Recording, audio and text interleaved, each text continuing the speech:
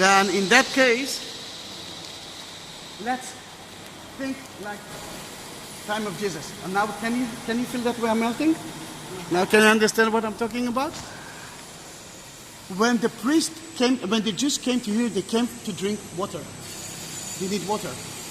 And then two priests were waiting near them and say, listen, do you want to know the truth?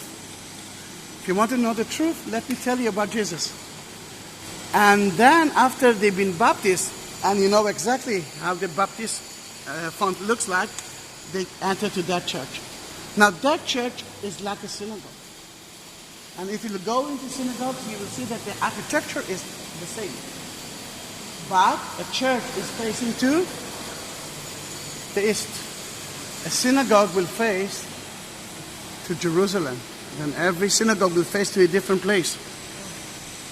When they excavate here in the 80s, show them that picture. Let me take a video of it, and Itai will be in it.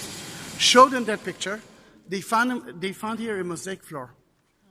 Now, a mosaic floor actually tells us that it's not a synagogue. Synagogue, you shall have no images, at least at that time.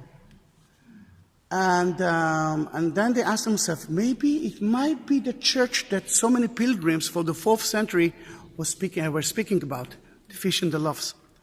And then they found an amazing mosaic. No, not that one. That one. Let me take a picture of it. Now look at that. All right. Can you see it? All right. Do you need more Come on. Do you need more evidence that church, at least at the 5th and the 4th century, was the church of the fish and the loaves? Now, the problem is, let me just show it to you. There are only 4 bread of loaves. What's happened to the 5th? Now, some people will say that is in the basket. You cannot see it. But I do have a different way of thinking.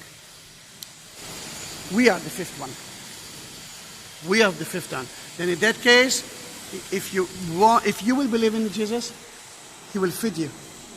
If you will believe in Jesus, you won't be thirsty. And now when we know it, let's go to see first that mosaic with the fish and the loaves. And later on, I want to take you to the other side to show you the ancient mosaic that we found. Because they based that church on top of it. Then first, let's go to see the fish and the loaves.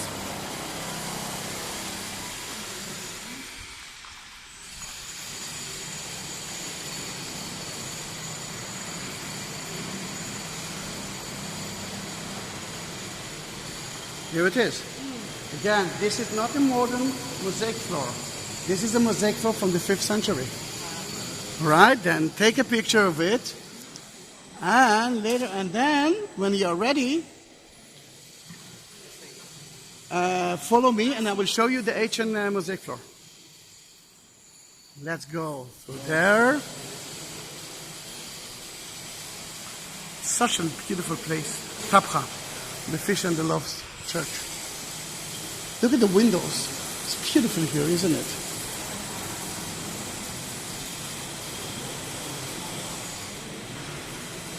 Alright. I'm leaving it here. Can you see the peacock here? This is the peacock. Alright. Let's look at that. Wait. Look for the peacock. There it is. Alright. Can you see the other birds now? And the snake? It's kind of a Nile figures. Now, what's the connection between Jesus to the Nile?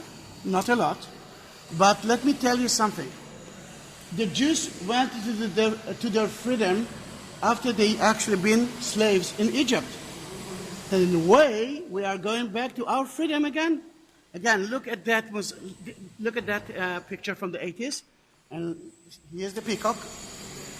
Peacock is a very important symbol in Christianity, infinity. We believe that the peacocks will never die. Now, we are at this 5th century church, but it was renovated with limestone. Can you see the black stones here? This is part of the original church. But the church was exist at the 4th century too, and it's been destroyed there. Then can you see the, sorry, can you see the glass? That beneath it is the remains of the 4th century. Then if you want to see the 4th century church, we have to destroy the 5th century church. And we decided, and they decided, not we, not to do that. Then in that case, now you can understand why it's one of, if not the most important church for me. Because everyone